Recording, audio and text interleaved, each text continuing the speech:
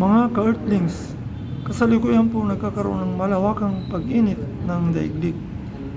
Ito po ang nangyayari sa kalupaan ng Europa na kung saan ay napakatinding init. Yan. Ito po ang dahilan, yung tinatawag na greenhouse effect. Nitrous oxide Ito. and chlorofluorocarbons let the sun's light in and keep some of the heat from escaping, like the glass walls of the greenhouse. The more greenhouse gases in the atmosphere, the more Meron daw po ito ng overpopulation o sobrang dami na ng tao sa daigdig.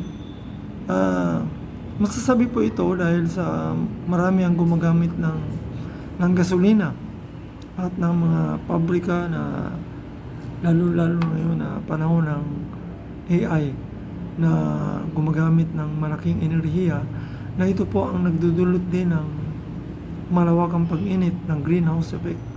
Dahil sa ang mga AI na ito, mga data center, ay gumagamit ng malaking enerhiya na upang makakuha ng malaking enerhiya ay ito ay gumagamit ng mga kuryente, ng elektrisidad, na ang karamihan sa elektrisidad ay gumagamit ng mga makinarya